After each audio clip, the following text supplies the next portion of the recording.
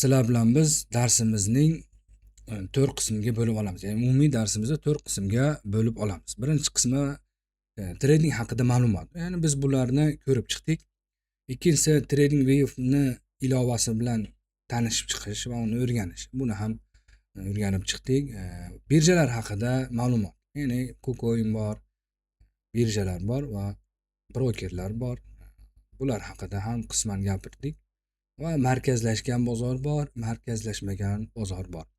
O markazlashgan bozor bu qaysi taraf? Bu birjalar bilan pasportning nimalardan o'tib, verifikatsiyalardan o'tib ishlashlik bo'yicha nima markazlashgan bozor. Markazlashmagan bozor nima DEX deyiladi, ya'ni hamyonlar orqali savdo sotiq qilishlik.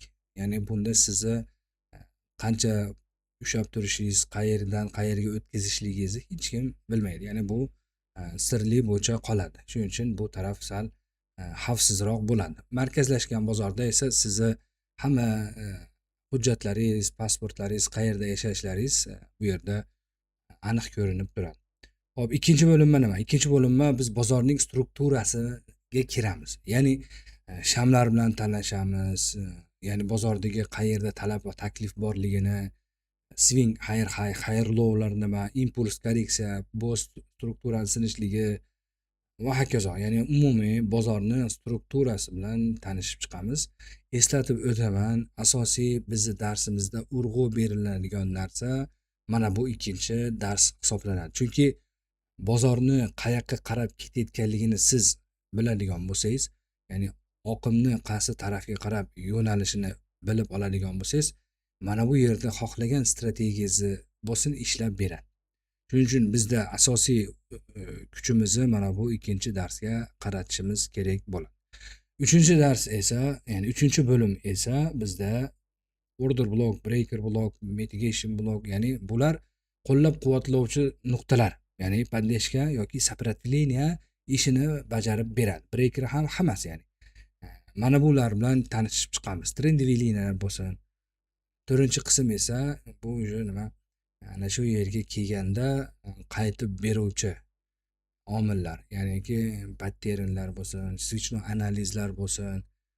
Mana bu narsalarni ko'rib chiqamiz va bunga qo'shimcha biz indikatorlardan foydalanamiz va mana bularning ichida volume bor, RSI bor va switchno bozorning quvvatini bilishlik bor, ya'ni momentum va harakatni kuzatishlik bor. Mana bularni ko'rib chiqamiz.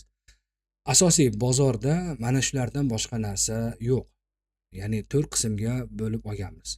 Xo'p, endi buni ichida asosiy mana bulardan hosil bo'lgan strategiyalar bor. Mana bularni men mana bu darsimiz tugagandan keyin strategiyalarni alohida berib boraman va siz ham mana bu narsalarni o'rganganingizdan keyin sizni o'zingiz strategiya tuzishlikka imkoniyatingiz bo'ladi, bilmingiz yetarli darajada bo'ladi va o'zingizga kerakli va o'zingizga xos bo'lgan strategiyalarni tuzib olishingiz mumkin bo'ladi. Misol uchun impulsni bildingiz, korreksiyadan qaysi qaytuvchi pattern hosil bo'lishligi va qayergacha borishligi. Siz mana buni o'zingizga bir daftarcha qilib yozasiz va buni test qilasiz va ishlab borgandan keyin nima qilasiz? O'zingizga bir strategiya qilib olasiz. Chunki men uchun yoqqan strategiya sizga yoqmasligi mumkin. Siz buni ko'ra olmasligingiz mumkin bozor. Shuning uchun kishi o'zida ilm jamlansa, o'ziga mos bo'lgan strategiyani topadi va o'ziga mos bo'lgan risk menejmentni topadi. Ya'ni chunki men qilayotgan riskda siz tayyor bo'lmasligingiz mumkin yoki siz qilayotgan riskka men tayyor bo'lmasligim mumkin bo'ladi. Shuning uchun kelajakdagi darslarimizni qisman sizlar bilan nima qildik? Tanishib chiqdik va bularda har bir bo'linmalariga bitta kirib chiqamiz. Salomat bo'lasizlar.